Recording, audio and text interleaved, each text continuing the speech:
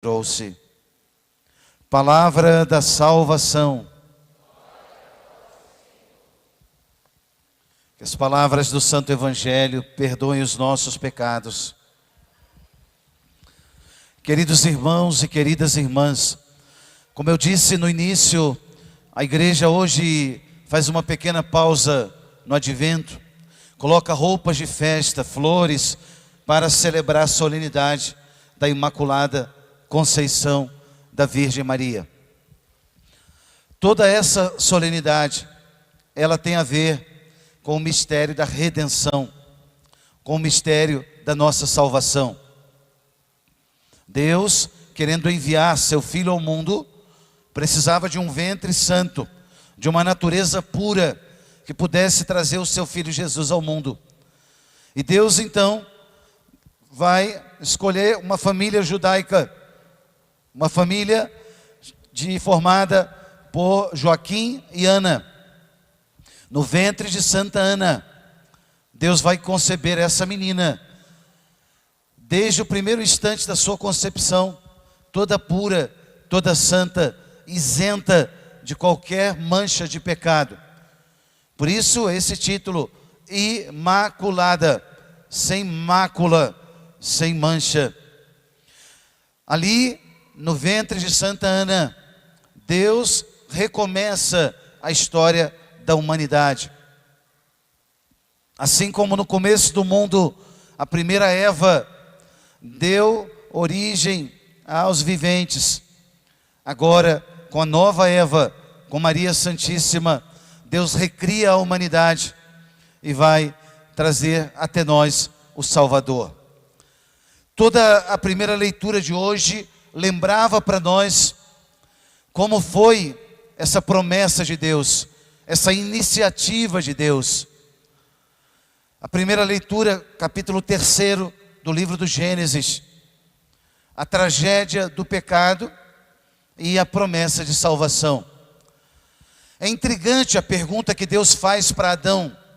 Adão, onde estás? Senhor, eu estava nu, tive medo e me escondi. Como é que você sabia que você estava nu? Por acaso comeste do fruto que eu proibi de comer? Ali, a pergunta que Deus faz para Adão é a pergunta que Ele faz para cada um de nós. Não é um escondimento físico, escondendo-se atrás de alguma coisa. É um escondimento existencial. Adão, onde estás? O que você está fazendo da sua vida? Para onde você está caminhando? Adão, onde estás? A criatura com o pecado, ela quer fugir do Criador. A criatura, na treva do pecado, não suporta a luz. E por isso quer fugir de quem mais a ama, que é o Senhor Deus. Assim foi no começo do mundo, assim é no decorrer dos séculos, assim é comigo e é com você. A experiência do pecado faz isso. A gente quer fugir de Deus, se esconder, procurar um caminho alternativo, procurar um atalho de felicidade. Deus tinha dado tudo a eles, o jardim perfeito, a harmonia, a ela o complemento dele. Osso dos meus ossos, carne da minha carne. Após o pecado, entra a desarmonia, a acusação. A culpa é da mulher, a culpa é da serpente. O jardim bagunçado. Após o pecado, o irmão mata irmão, Caim mata Abel. Após o pecado, aquilo que era o cosmos se transforma agora num caos. Assim também é na nossa vida, na desobediência a Deus. Aquilo que era para ser ordem, era para ser harmonia dentro de nós, virou uma bagunça. Muitas vezes pensamentos, sentimentos, instintos, uma desordem na nossa natureza por causa de um pecado da desobediência dos primeiros pais lá no paraíso. O livro do Gênesis, nós sabemos, aqueles 11 primeiros capítulos, é um livro cheio de metáforas, cheio de simbolismos. A literatura teológica diz que é um livro sapiencial. Toda uma parte sapiencial Mas não importa muito se os nomes eram aqueles, não importa muito as figuras de linguagem que o autor usa. Importa para nós que teve um começo, que o Criador, na relação com a criatura, estabeleceu regras, normas. O Criador que passeava no jardim com a criatura, agora vê a sua criatura amada fugir, se esconder. Ali, o livro não é um livro de biologia, ou de ciências, ou um livro de história, no sentido moderno da palavra. Ali é um livro de religião, é um livro de religar o homem com Deus. Por isso cada elemento é muito importante. E ali, irmãos, diante daquela tragédia do pecado, Deus toma a iniciativa e faz uma promessa de salvação. O versículo 15 da leitura dizia, Deus dizendo naquela situação, para Adão, Eva, para a serpente: porém ódio, inimizade entre ti, serpente, e a mulher, entre a tua descendência e a descendência dela. A descendência da serpente, nós sabemos quem é. São os demônios com todos os seus anjos decaídos. A descendência da mulher é Maria, é Jesus, é gerado por ela, aquele que vem trazer a salvação para o mundo. Porém, inimizade entre ti e a mulher, entre a tua descendência dela.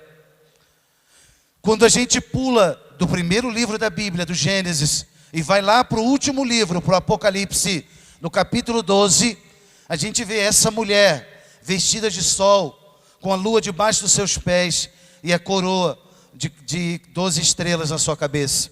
Essa mesma mulher do Gênesis, da promessa, é a mulher vitoriosa do Apocalipse.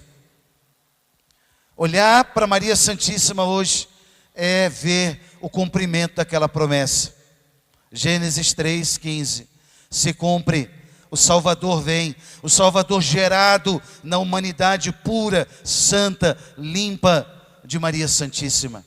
Cada tecido, cada célula do seu corpo, que nós vamos contemplar no presépio e depois na cruz, ele recebeu dela por obra do Espírito Santo. É diante desse mistério que nós nos inclinamos hoje. Diante do mistério, o homem se cala. Diante do mistério, adoramos o Deus Todo-Poderoso. Na segunda leitura, Paulo ensinava para nós isso. Bendito sejais, Senhor Deus Todo-Poderoso. Paulo ensinava para nós, rezando esse grande louvor. Ele dizia na leitura da carta aos Efésios assim: bendito seja Deus Pai de Jesus Cristo, porque Ele nos abençoou com toda a sorte de bênção no seu Espírito, em virtude da sua união com Cristo no céu. Em Cristo, o Pai nos escolheu antes da fundação do mundo. Ali Paulo vai descrevendo todo o projeto de Deus, atrapalhado pelo pecado humano, é verdade, mas reconstruído pelo poder de Deus. Aquele primeiro Adão, aquela primeira Eva, agora dão lugar ao novo Adão, a nova Eva, a nova criação. Por isso Maria é chamada com o título lindo de Aurora da Salvação. Título lindo porque nos remete à mudança da noite para o dia. Não sei se você já teve a oportunidade de um dia assistir o nascer do sol, num lugar descampado, onde a gente olha para o horizonte, assim, sem as montanhas, onde a gente olha para o horizonte e vê aquela escuridão que vai dando lugar no céu a uma cor avermelhada, meio alaranjada, e depois vem uma luz muito branca, muito branca, muito branca. Essa luz se chama aurora. E logo depois vem o sol. O sol não aparece de improviso, de repente, não. Primeiro vem a aurora. Maria é a aurora da salvação. Nos despedimos da escuridão da noite. As trevas passaram.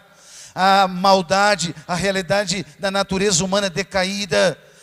Agora, com a aurora da salvação, Deus anuncia para nós: é possível uma natureza pura, é possível uma vida pura, é possível uma vida limpa, bela, é possível despedir-se da escuridão para assumir o sol da justiça que vem até nós, que é o Cristo Senhor. Por isso esse título dado a Maria Santíssima Aurora. O livro do Cântico dos Cânticos canta isso, né? Quem é essa que avança como a aurora? Quem é essa que avança como a aurora? Temível como um exército em ordem de batalha. Nós dizemos, é Maria, a mãe de Jesus, a nossa mãe. Hoje, meus irmãos, é um dia muito especial na nossa fé católica. É um dia em que nós, repito, reverenciamos a mãe de Deus, agradecemos o mistério da salvação, mas é um dia em que nós renovamos a nossa consagração a ela. Aí, no fundo do seu coração, diga para ela isso: mãe, eu renovo hoje a minha consagração, eu me consagro todo a ti. Os meus olhos, meus ouvidos, a minha boca, meu coração, eu me consagro todo a ti. E consagrar-se quer dizer separar-se.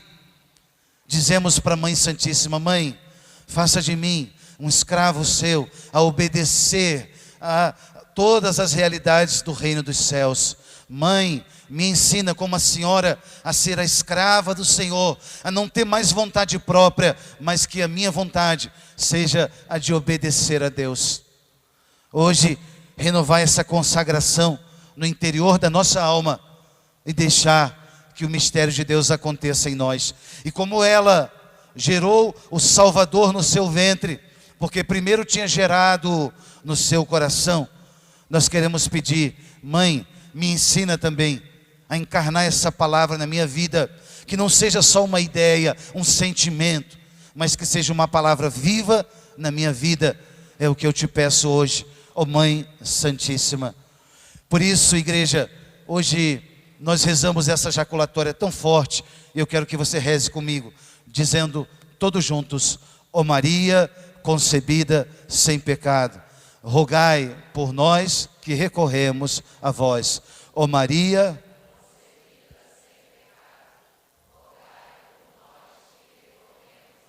ó Maria concebida sem pecado. Creio em Deus Pai Todo-Poderoso,